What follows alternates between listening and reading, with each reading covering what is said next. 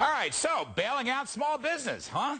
Is this panic city from the White House? Well, take a listen to what Obama advisor Laura Tyson had to say just a short time ago on CNBC's Fast Money.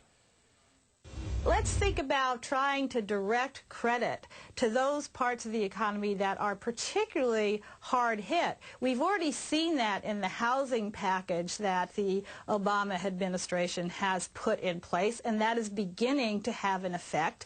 We could imagine possibly using some of the funds for small business in an SBA type situation. So I think what you have to do is really think about how can you unlock credit to certain sectors of the economy.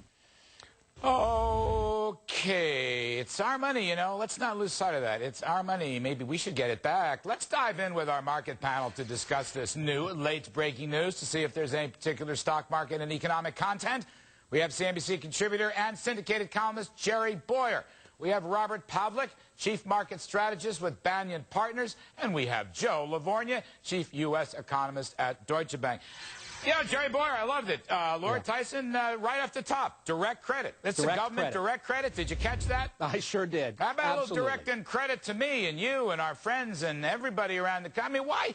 These guys will go to any lengths to control spending, control credit, control the economy. They don't want to liberate it with an across-the-board tax cut, which is the most sensible thing to do. Right, right. Well, that is the most sensible thing to do for the economy. But in terms of, listen, you have to understand, this is the Saul Alinsky playbook. You don't let a crisis go to waste.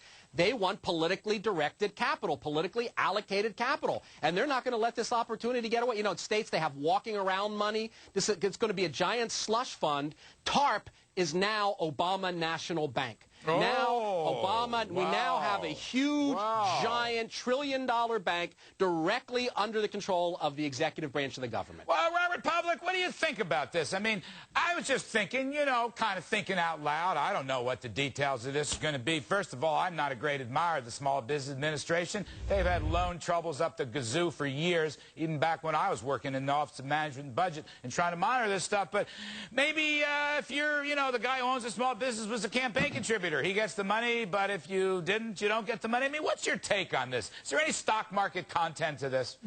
For the stock market, I don't think there's necessarily a take, because most small businesses are not going to be trading on the exchanges that, you know, most investors are going to be looking at. I mean, you know, the pink sheets, you know, that's the kind of companies that may get some of this loan. But, you know, small businesses do add to the number of jobs, and it does employ people. So in that regard, I think it's a positive. Obviously, this is a redistribution of wealth that's going on, and a lot of people that are very wealthy do not like it.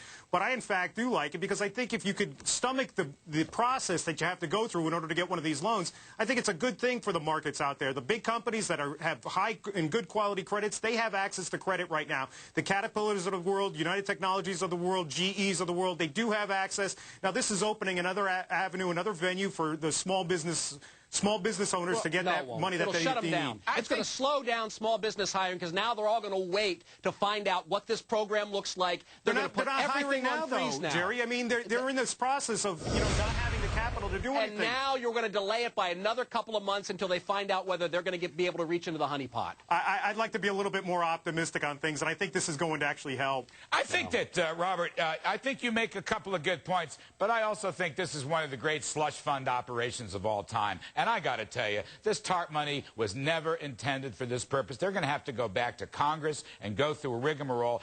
Joe Lavorgna, the White House seems to be panicking. You could see it with the Joe Biden stuff last Sunday on the news talkie shows. I guess it was Stephanopoulos. The president had to address it with his summit meeting in Russia. First, they're denying it, but now they're putting this thing out. This is their form of a second stimulus package. I'm sure it will grow over time. Joe, let me ask you this. Is it possible that people are getting too bearish about the economy? Maybe this is a turning point. As soon as the White House throws in the towel, it's time to buy stocks. It's possible, Larry, but I tell you what, as you know, I think the stimulus package, which I initially was all for, has not played out the way I thought. I think a second stimulus package would be really terrible. I think the Treasury market at that point would probably punish the administration for another package. The first one wasn't very effective. It's vulgar Keynesianism, as we've said before. it is possible people are getting too pessimistic. I mean, I think even in our forecast, Larry, we see that there is some light at the end of the tunnel. It's going to be a slow slog upward, but I would just leave well enough alone. Let's get out of the markets, let them heal on their own. I just want to buy another minute and a half on this to my wonderful producers who want to close this down. You guys are going to come back, but look, I want to continue this point. Joe Lavorgna, our friend Mike Darda is a great contributor to CNBC and this program and so forth. You know him well.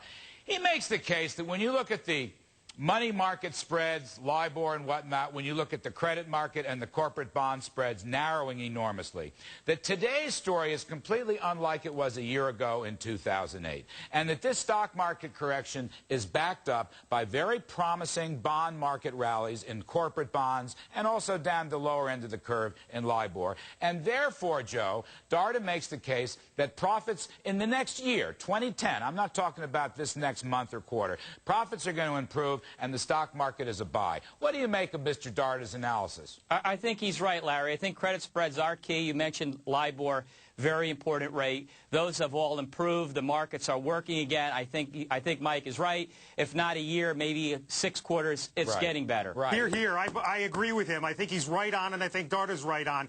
I think if you really want to do something with the stimulus that's been out there, you take a look at that 10% that's already been spent, and we've gotten a slight improvement in the economy so far. We're not out of a contraction yet, but I think we're on the road to recovery. Take that 90% that hasn't been spent and redistribute it in that stimulus package. Take that money and really turn it into good use, building bridges and roads and schools. No, return it. Just cancel it. Yeah, return it. That's good use. Return it. Give it back to us. Give it back. We'll use it.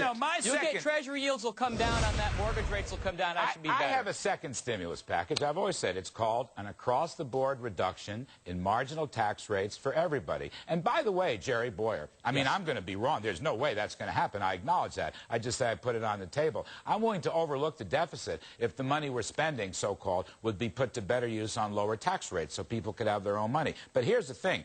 My good friend Charlie Rangel is saying rich people are going to pay a surtax to finance health care.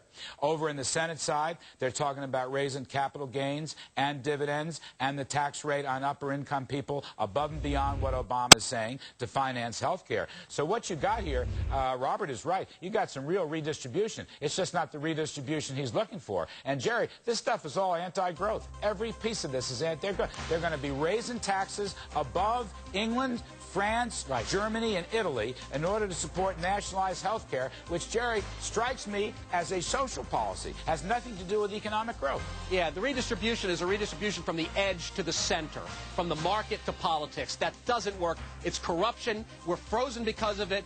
The worst thing right now is more stimulus. The stimulus is what's keeping us from having a boom of a recovery. That's why we have such a weak recovery, because of the stimulus. All right, hang on, everybody. Jerry, Robert, Joe, you got much more work to do. Coming up is the Fed deflating the money supply and therefore the stock market. I want to go into this in my Kudlow 101 because I think there's a reason why the reflation trade has backfired and the market is off 7-8% in the last month or so. The Kudlow Report is coming right back. Since I believe in free market capitalism, I say, folks, you should get to spend your own money. Thank you very much. Not the SBA or the other pointy-headed bureaucrats down in Washington, D.C. We will be right back to explain.